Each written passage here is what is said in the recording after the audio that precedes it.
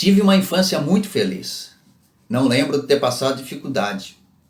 Meus pais sempre me davam o que podiam. Me recordo vagamente uma fase não muito boa, quando meu pai foi demitido da empresa de mineração Rio Deserto. Só tenho a lembrança da mãe chorando enquanto lavava roupa, mas em nenhum momento ficamos sem comer ou sem ter o que vestir. Graças a Deus nunca passamos dificuldades. Minha mãe sempre foi muito segura. Comprava o necessário e economizava o que podia. Uma comida da infância era arroz, bife, a milanesa e salada de tomate. Minha mãe picava tudo em quadradinhos, misturava tudo e eu comia de colher. Comia assim até adolescente. Minestra, sopa de feijão com arroz, era janta todas as noites. Certa vez cheguei da escola, a mãe estava lavando roupas e pediu para eu encaminhasse a janta. Enquanto estava na lavanderia, foi me orientando como deveria fazer. Peguei o pote de feijão cozido, coloquei no liquidificador, depois coei para que o caldo da minestra ficasse mais denso e joguei a casca fora. Eu havia acabado de lavar a louça e não queria sujar mais nada. Coei bem certinho, mas coei o caldo no ralo da pia, ao invés de ter colocado na panela. Não jantamos minestra naquela noite e até hoje quem sabe da história pega do meu pé. Geralmente as meninas brincavam com meninos. Eu gostava de estar perto do André, Felipe, meu primo, filho de Paulo e Miriam, Daisy, Daiane e Jacira, vizinhas. Colegas do meu irmão se tornaram meus amigos também. Eduardo, Aniele, Ednei, Gesiel e Marcos. Na escola Antonieta Quintanilha de Andrade, estudei até a 8ª série. Tenho muitas lembranças boas de lá. Sempre fui uma boa aluna. Lembro das professoras, Terezinha, Cacilda, Antônia, Esther, Márcia, Conceição, Adriana e diretora, Dona Denise. Lá, fiz muitos amigos que ainda fazem parte da minha vida. As vizinhas Carlas e Caroline Bonomi, gêmeas, foram minhas melhores amigas e presentes em minha vida. Trocávamos presentes de aniversário. Fizemos a primeira comunhão juntas, parceria de uma vida inteira. Estudamos por 12 bons anos e ainda somos muito amigas. Um colega de época estudantil me marcou. Ele me irritava um pouquinho. Henrique Gastaldon, menino inteligente, de família, fã do Ayrton Senna. Ele nunca fazia as tarefas da escola e nesta época estudávamos à tarde. Um pouco antes do almoço, para não chegar na escola sem ter feito as tarefas, ele ia lá em casa de bicicleta copiar meu dever. Isso era sagrado. Só não aparecia quando não tinha as tarefas ou quando ele não ia para a escola. Minha primeira comunhão foi muito marcante. A catequista foi Sandra Citadin, prima do meu pai. As meninas ficavam sonhando com os vestidinhos de noivinha para o grande dia. Eu imaginava o meu. Na época fiquei muito chateada, pois não escolhi o meu vestido. Minha mãe o encontrou perdido, no meio de roupas que meu tio Luiz havia trazido para o meu pai usar para trabalhar. Havia sido de minha prima Josiane quando ela fez sua primeira comunhão. Minha mãe ajustou, colocou enchimento para ficar mais rodadinho.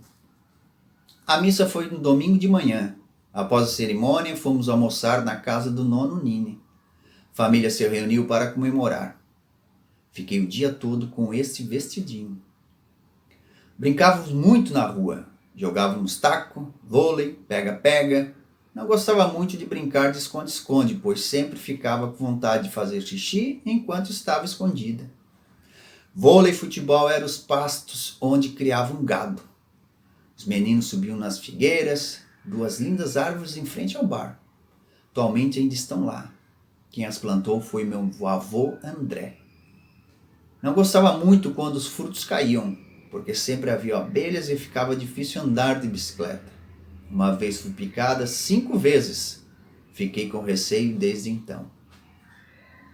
Lembro da minha primeira bicicleta de segunda mão, reformada pelo primo do meu pai.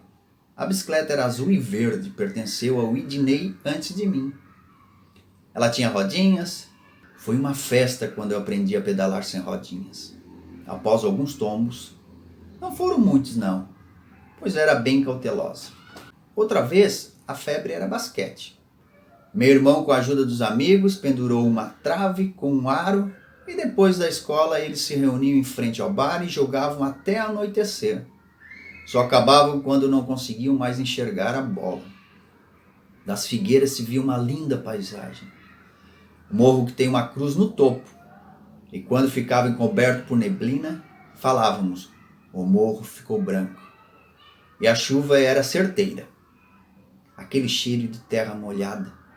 Passávamos de bicicleta pelas poças. Nem sempre a mãe deixava. A maioria a gente ia escondido. Assim que começava a cair as primeiras gotas de chuva, a vizinha Maria Mafiolete gritava, olha a chuva! Avisando todos para recolher as roupas que estavam no varal secando e fechar a casa para não molhar. Nossos domingos à tarde eram muito esperados porque meus primos de Uruçanga, Fernanda, Leandro e Gustavo, vinham passear as tardes conosco.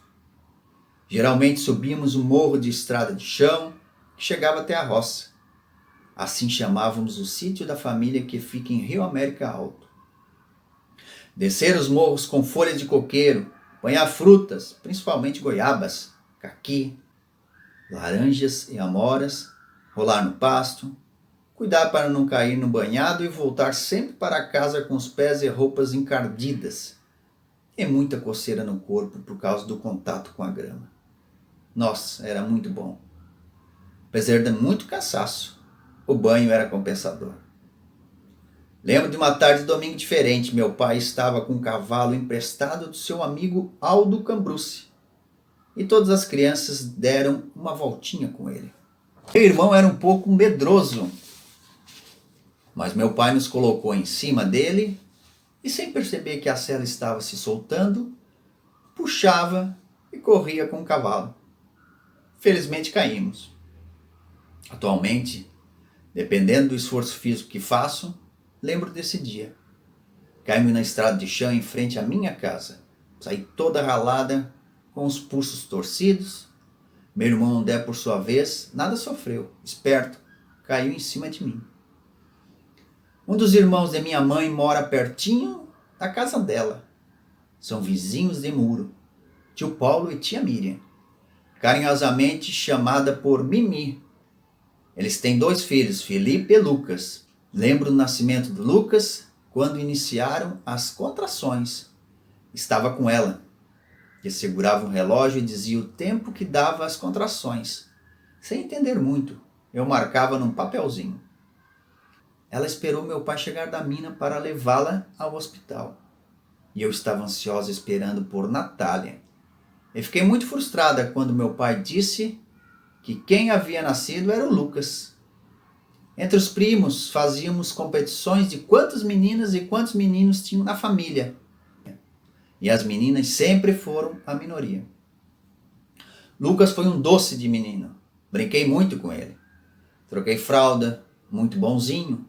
Ele me deixava fazer maquiagem e colocar roupinhas. Fiz dele a minha boneca viva. Nessa época, meus pais revezavam o atendimento no bar, que pertenceu à minha nona, juntamente com meus tio Paulo e Miriam, pois a nona Elisa já estava aposentada e morando em Uruçanga. Não tenho muita noção de quanto tempo eles ficaram no bar, mas lembro com saudade dos sábados à noite, em que a minha mãe e a tia Miriam faziam x-saladas para vender. Nossa janta era muito deliciosa. Tomávamos refrigerante junto com lanche e maionese caseira. Era um sucesso. Lembro de tio Valdoir ter estado doente, irmão de meu pai, e também de sua morte pela leucemia. Não ouvi no caixão, mas lembro quando recebi a notícia, eu estava na casa da nona Elisa brincando com minha prima Fernanda. Uma cena que me marcou muito, por ter visto meu pai debruçado no antebraço em frente ao túmulo, com a cabeça para baixo e o rosto inchado de tanto chorar. Quando isso, Coveiro fechava a gaveta com tijolos e concreto. Minha tia T, Terezinha, me pegou pela mão e levou novamente para a casa da nona. Por alguns anos tive medo de morrer. Acordava no meio da noite e pedia para dormir com meus pais ou para que deixassem a luz acesa.